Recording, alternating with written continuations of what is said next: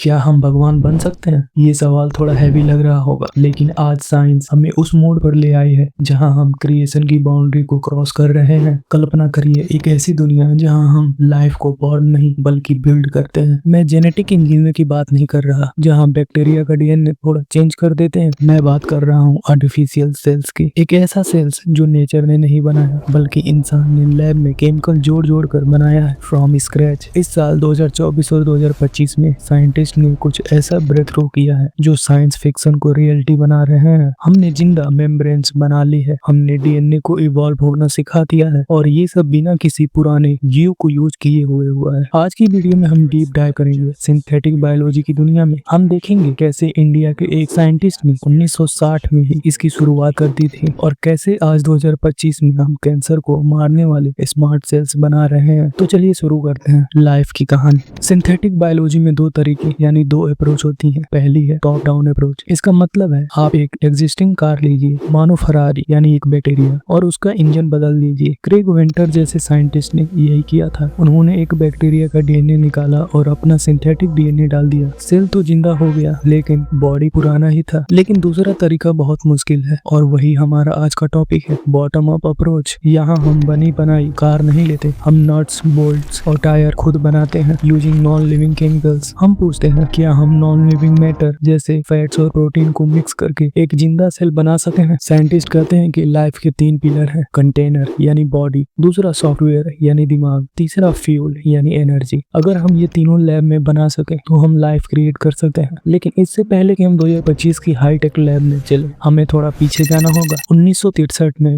India में Allahabad university के chemistry department में एक साइंटिस्ट थे, डॉक्टर कृष्ण बहादुर। जब दुनिया डीएनए स्ट्रक्चर के पीछे पागल थी, डॉक्टर बहादुर ने एक अलग ही एक्सपेरिमेंट किया। उन्होंने simple chemicals, ammonium phosphate, minerals और कार्बोहाइड्रेट को मिक्स किया और उन्हें धूप यानी सनलाइट में रख दिया। कुछ घंटों बाद उन्होंने माइक्रोस्कोप में देखा कि उस मिक्सचर में छोटे छोटे स्पेयर बन गए हैं। ये बबल्स ग्रो कर रहे थे और डिवाइड भी हो रहे थे, बिल्कुल किसी बैक्टीरिया की तरह। उन्होंने इन्हें नाम दिया जीवाणु, Sanskrit for particle of life. NASA के रिसर्च सेंटर ने भी बाद में कंफर्म किया कि जीवाणु पार्टिकल्स में लाइफ जैसी प्रॉपर्टी थी। सोचिए, बिना डीएनए के सिर्फ सनलाइट और केमिस्ट्री से प्रोटोसेल्स बनाना। शायद उस वक्त साइंटिस्ट कम्युनिटी ने इस पर ज्यादा ध्यान नहीं दिया, लेकिन आज जब हम ओरिजिन ऑफ लाइफ की बात करते हैं तो जीवाणु एक बहुत इंपॉर्टेंट माइलस्टोन है।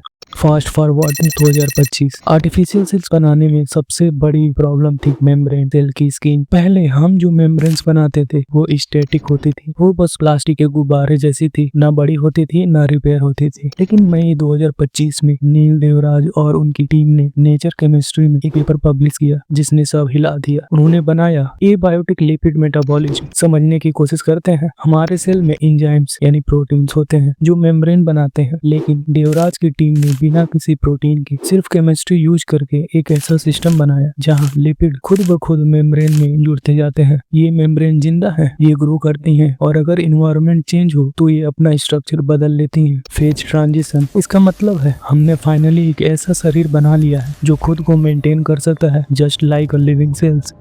बॉडी तो बन गई, अब चाहिए दिमाग यानी ब्रेन। आर्टिफिशियल सेल्स में हम प्योर सिस्टम यूज करते हैं। ये basically life in a test tube है। सेल के सारे मशीनरी को निकाल कर एक सॉल्यूशन बना दिया जाता है। लेकिन सबसे बड़ा चैलेंज था इवोल्यूशन। क्या एक आर्टिफिशियल सेल्स अपने आप को इम्प्रूव कर सकता है? लेट 2024 में साइंटिस्ट ने PHI-29 डीएनए पॉलीमरेज, एक वायरल इंजन का यूज किया। उन्होंने सिंथेटिक डीएनए बनाया जो खुद को कॉपी करता है। उन्होंने देखा कि जब इन सेल्स पर प्रेशर डाला गया तो डीएनए ने अपने आप म्यूटेशन डेवलप की ताकि वो तेजी से रेप्लिकेट कर सके। दोस्तों, ये डार्विनियन इवोल्यूशन है। नॉन लिविंग मैटर के अंदर ये केमिकल्स अब सिर्फ केमिकल्स नहीं रहे, ये सर्वाइवल की रेस में भाग रहे हैं। और सिर्फ दिमाग ही नहीं, इन सेल्स का स्केलेटन भी अब एडवांस हो गया है। रोनित फ्रीमैन की लैब UNC कैपेल हिल ने 2024 में पेप्टाइड डीएनए का यूज करके एक नया साइटोस्केलेटन बनाया। जैसे बिल्डिंग में लोहे के पिलर होते हैं, वैसे ही सेल में साइटोस्केलेटन होता है। अब हम डीएनए का कोड बदल कर सेल का सेट चेंज कर सकते हैं। बटन दबाया और सेल गुब्बारे से फुटबॉल बन गया। ये टेक्नोलॉजी टेक्नोलॉजी फ्यूचर में प्रोग्रामेबल टिश्यू बनाने में काम आएगी। आप सोचेंगे ये सब तो लैब की बातें हैं, मुझे इससे क्या फायदा? तो सुनिए, अप्रैल 2025 में USC university of southern California ने एक नई टेक्नोलॉजी रिवील की, इकोबैक CAR-T सेल्स। ये आर्टिफिशियल इंजीनियर्ड सेल हैं जो कैंसर को ढूंढ कर मारते हैं। लेकिन इनमें एक खास बात है, इन सेल्स के पास वाईफाई नहीं पर अल्ट्रासाउंड रिसीवर है। डॉक्टर बॉडी के बाहर से साउंड वेव भेजकर इन सेल्स को ऑन या ऑफ कर सकते हैं। अगर ट्रीटमेंट ज्यादा हो रहा है तो स्विच ऑफ, अगर ट्यूमर बड़ा है तो स्विच ऑन। ये smart immune cells cancer treatment का फ्यूचर है। ये हेल्दी सेल्स को नुकसान नहीं पहुंचाते, सिर्फ दुश्मन को टारगेट करते हैं। हम एक बहुत ही इंटरेस्टिंग टाइम में जी रहे हैं। 1963 में डॉक्टर बहादुर जीवाणु से लेकर 2025 के सेल्फ रेप्लिकेटिंग सिंथेटिक सेल तक इंसान ने एक लंबा सफर तय किया है। हम अब सिर्फ नेचर को ऑब्जर्व नहीं करते, हम नेचर के साथ को ऑथर बन गए हैं। शायद वो दिन दूर नहीं जब लाइफ की डिफिनीशन स्कूल टेक्स्ट बुक में बदल दी जाएगी। आपका क्या ख्याल है? क्या हम सिंथेटिक लाइफ बनानी चाहिए या हम नेचर के साथ कुछ ज्यादा ही छेड़छाड़ कर रहे हैं? नीचे कमेंट में बताएं। अगर ये वीडियो पसंद आया तो लाइक करें। साइंस के ऐसे ही गहरी राज के लिए मिलते हैं अगले वीडियो में।